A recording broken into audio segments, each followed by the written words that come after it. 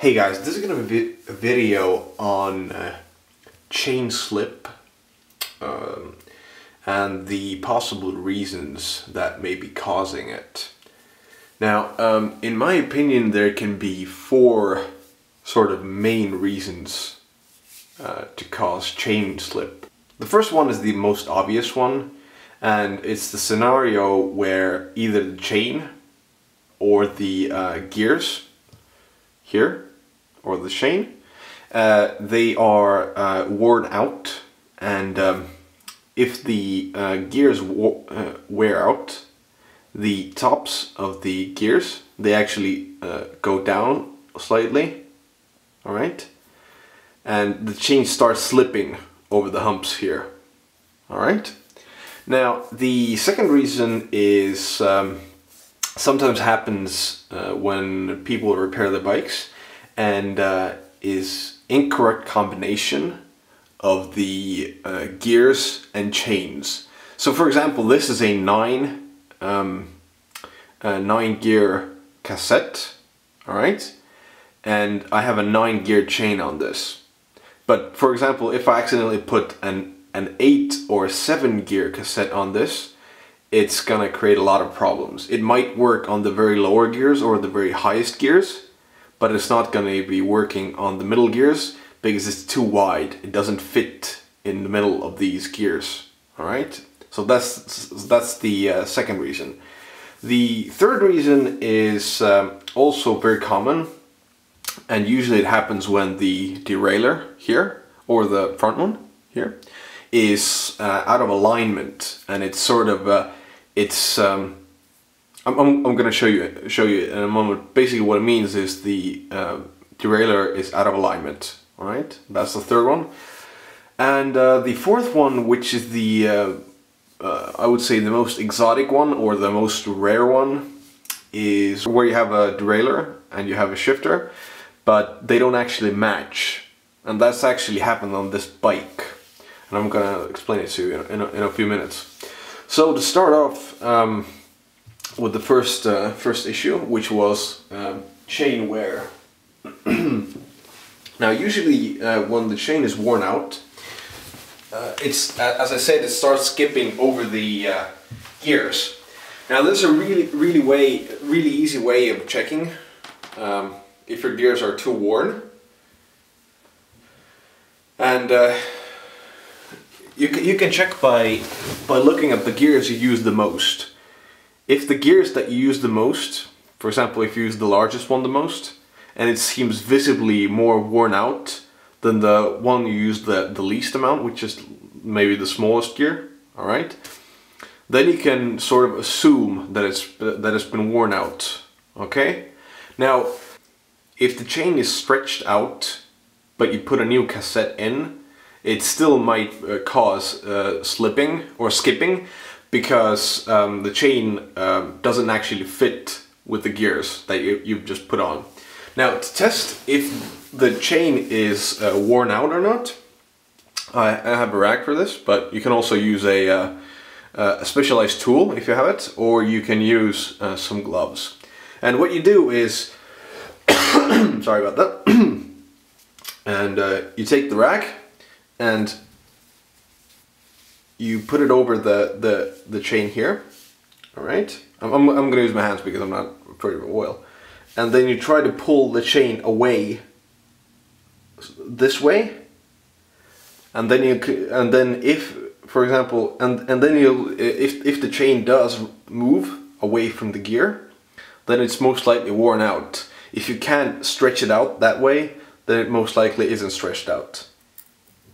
And as you can see, I can't really show you too well, but as you can see, I can stretch it out very little, almost nothing at all, just a few millimeters.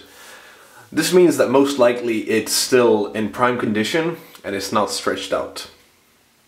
Alright, now if it does happen that your gears are worn out and or your chain is stretched out as well, and if you want to change them, make sure that you get the same amount of gears in the back, and you get the corresponding chain as well. Most bicycle shops sell these, change these. So if you don't have any experience yourself, because there are a lot of different combinations of cassettes and chains, you can just go and ask them, and they should be able to change it out pretty easily. Now, the second reason was the combination of an incorrect chain and a cassette.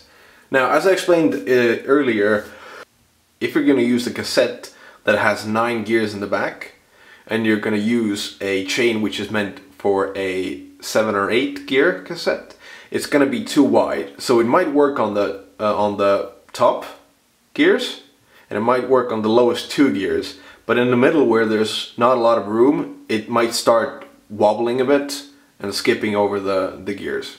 All right. Now, the third reason why gears don't work is misalignment. So just give me a second, I'm gonna readjust, and then I'm gonna show you what I mean.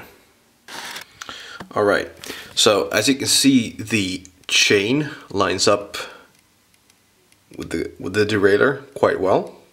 All right, here.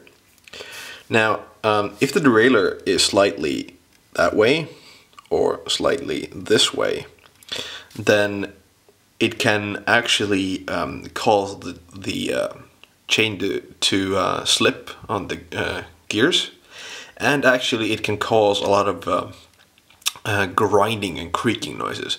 So I'm going to show you a really easy way to fix that as well. All right.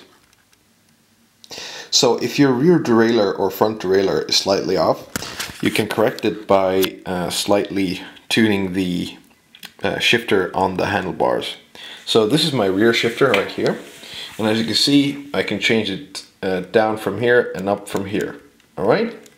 Now, so these are the levers here, and this here, the lower one, this is the adjustment knob.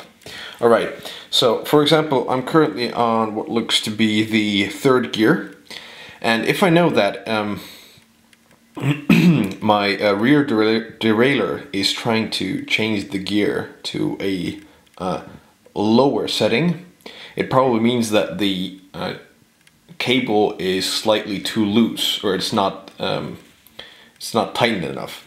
So what you do is you go to the adjustment knob here, all right, and then you turn this knob, you turn it out for about 1 turn, and then you try to ride it again and see if it's still trying to change or not.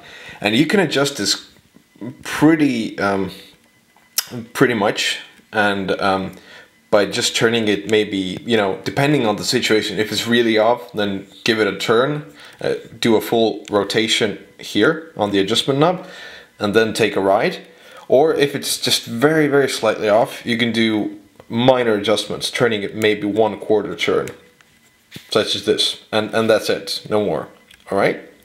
Now, if it turns out that your cable is too tight and you change it to the, for example, the 5th gear, but it's trying to climb itself onto the 6th one, all right, then what you do is you actually release 1 turn, 1 full turn, for example. And this loosens the cable slightly, which brings back the derailleur. As you saw from the previous clip, I showed you the alignment, and that's sort of how it should be. All right? All right. So, as you saw from my video earlier, there were 3 main reasons for chain slip or chain skipping. And now I'm going to go on to the 4th reason, which is the most rare or exotic one, and this happens very rarely indeed. As you can see, my rear derailleur is a SRAM, and as you can see from the previous video segment, that my shifter is also from a SRAM product line. Unfortunately, because that specific SRAM was designed for Shimano rear derailleurs, it doesn't really work with SRAM ones. Now, it does align up, and pretty much everything, well, it does align up, and some of the gears work, but only some of the gears. because the changing pattern for Shimano shifters is different from SRAM shifters. So what this does is essentially I have the right chain, I have the right cassette, I have the right derailleur, but I have the wrong shifter